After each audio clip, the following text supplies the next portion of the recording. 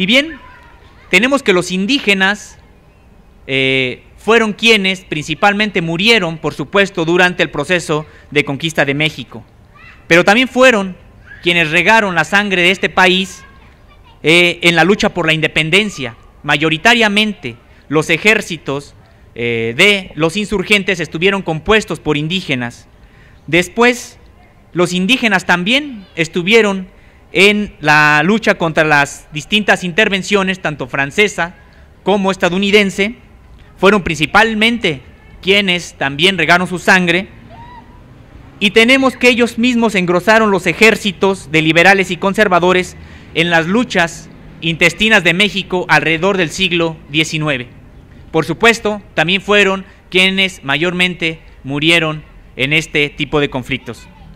Y bueno, llegando al siglo XX, también fueron indígenas quienes hicieron la Revolución Mexicana. Me refiero no desde el punto de vista político, sino desde el punto de vista de nueva cuenta militar, armado. El ejército, por ejemplo, de Emiliano Zapata estaba compuesto mayoritariamente por indígenas de Morelos, por supuesto, del sur del Distrito Federal, del Estado de México, de Guerrero y de Puebla. Los más pobres en este país siguen siendo los pueblos indígenas, no obstante toda esta lucha que ellos han tenido prácticamente desde que ocurrió la conquista, es decir, desde hace, ya más de 5 siglos, ¿no? Una vez que los movimientos triunfan, poco eco han encontrado los pueblos indígenas para mejorar sus condiciones de vida. Y esto ha ocurrido tanto a nivel de movimientos de izquierda como movimientos de derecha. Por supuesto, a los pueblos indígenas les ha ido aún peor cuando quienes triunfan son los que comulgan con el sector político de la derecha, pero también el movimiento de izquierda, una vez que ha triunfado, prácticamente ha olvidado a los pueblos indígenas. Una vez terminada la Revolución Mexicana y de una serie, en efecto, de reformas de justicia social que beneficiaron principalmente a los mestizos, los pueblos indígenas también de nueva cuenta fueron olvidados. Y también tendríamos que recordar algo, porque la visión incluso de la izquierda durante los últimos 2 años ha sido una visión paternalista hacia el problema de los indígenas. Se les dice que tienen que vivir como viven los mestizos y tienen que vivir con los servicios que un movimiento hipotéticamente triunfante tendría que otorgarles como un asunto de caridad, como un asunto de dádiva. Entrando a finales del siglo XX hay un movimiento indígena de nueva cuenta muy importante que despertó en el 94 con el Ejército Zapatista de Liberación Nacional, pero que ha venido a permear de nueva cuenta entre los pueblos indígenas prácticamente de todo el país. Existe un movimiento a nivel nacional que está buscando aglutinar a todos los pueblos indígenas de este país y que no está en la cuestión parlamentaria ni en la cuestión partidista, que es el Congreso Nacional Indígena. Tenemos, por ejemplo, el Movimiento por la Autonomía en Ostula, Michoacán, indígenas nahuas. Tenemos también en Michoacán el movimiento del pueblo de Cherán, Purépecha. Tenemos el de, en Oaxaca, el de Copala, de los Triquis. Tenemos también los que, en la montaña y costa chica de Guerrero, integrados por los Mepa, Nasabi y Nahuas, en esto que se le ha llamado la Coordinadora Regional de Autoridades Comunitarias, popularmente conocida nada más como la Policía Comunitaria. Tenemos la resistencia de los Yaquis en Sonora, tenemos también la resistencia de Mayos en Sonora y Sinaloa, y por no hacer, la lista larga, pero podemos continuar, la resistencia de los Huirrárica o Huicholes en Jalisco, Nayarit y la Sierra de Manantlán. Son movimientos en efervescencia, son movimientos muy intensos que prácticamente no hay, no solamente no están los medios de comunicación, los grandes medios de comunicación ahí, tampoco están los partidos políticos y tampoco está ningún movimiento de la izquierda con registro. En Michoacán últimamente, con el asesinato más reciente en esta comunidad, se ha sumado a 27 el número de muertos, de asesinados en esta región de la costa michoacana, en la que los indígenas nahuas decidieron recuperar más de 1.300 hectáreas que estaban en poder de una comunidad mestiza vecina.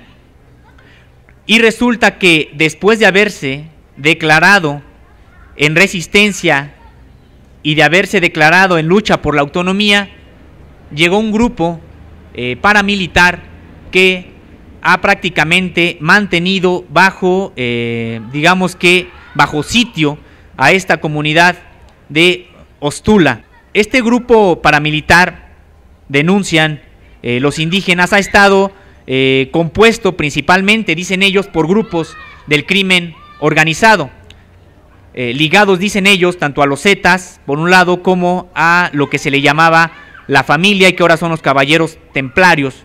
Esta lucha por la autonomía y esta lucha por la tierra ha implicado que este grupo indígena cierre su comunidad y cree una guardia comunal de autodefensa. Esto es muy importante porque precisamente en una declaración indígena, la declaración de Ostula, la cual estuvo respaldada por el Congreso Nacional Indígena, reivindican los pueblos indios el derecho a la autodefensa.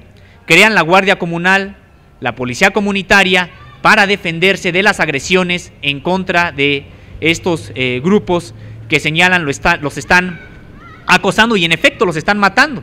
Y bueno, así poco a poco han ido levantando a estos líderes y ellos por eso han reivindicado su derecho a la autodefensa.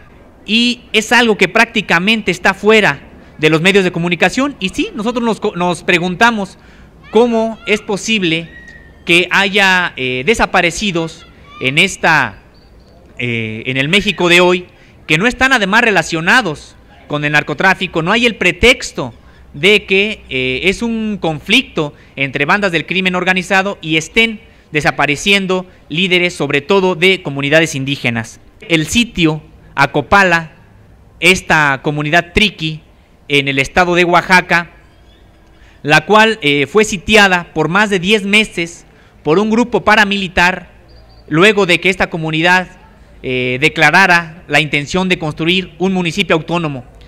Terminó siendo tomada por el grupo paramilitar, incendiadas las casas, violadas las mujeres, más de 20 personas fueron asesinadas y prácticamente no hubo noticia en México sobre lo que estaba ocurriendo. No había ninguna banda del narcotráfico, digamos, detrás de lo que estaba ocurriendo. Era un conflicto estricta y exclusivamente porque la etnia triqui de San Juan Copala había decidido declarar su autonomía. Ya habían ocurrido otras emboscadas en la zona y en estas emboscadas las víctimas eran indígenas. Como eran exclusivamente indígenas las víctimas, pues no se les daba ningún tipo de cobertura.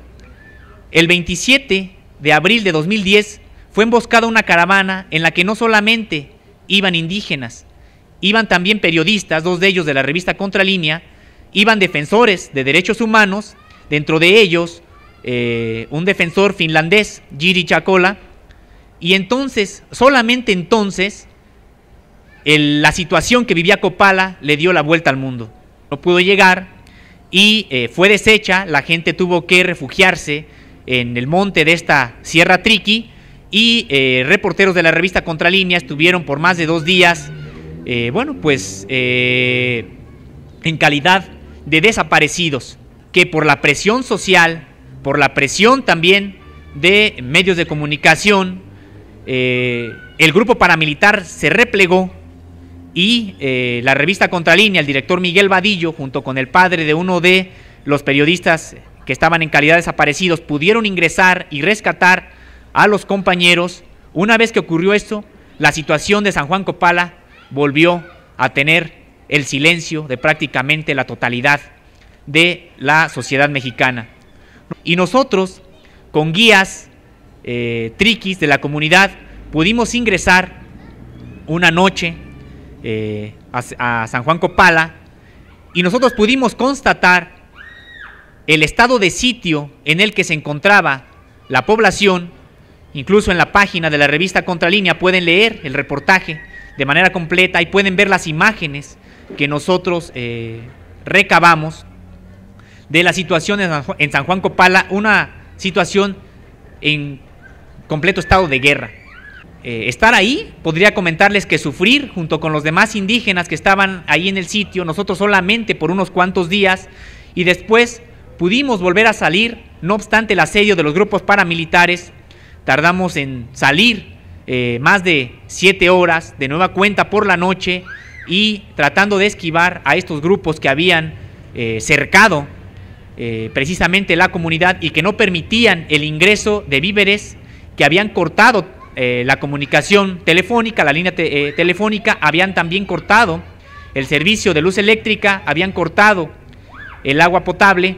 Y lo que nosotros vimos en San Juan Copala fue un pueblo donde todas las puertas, todas las ventanas prácticamente estaban clausuradas, y solamente a determinadas horas del día podían salir mujeres y niñas en una, digamos que en un acuerdo implícito con los paramilitares, que no les disparaban a determinadas horas del día a niñas y mujeres. A hombres que caminaban en la calle, bueno, sí les disparaban a cualquier hora del día, ¿no? La sociedad mexicana no ha presionado, desde mi punto de vista, lo suficiente a las autoridades de este país, precisamente para garantizar el respeto a los derechos y la cultura, en este caso del pueblo triqui.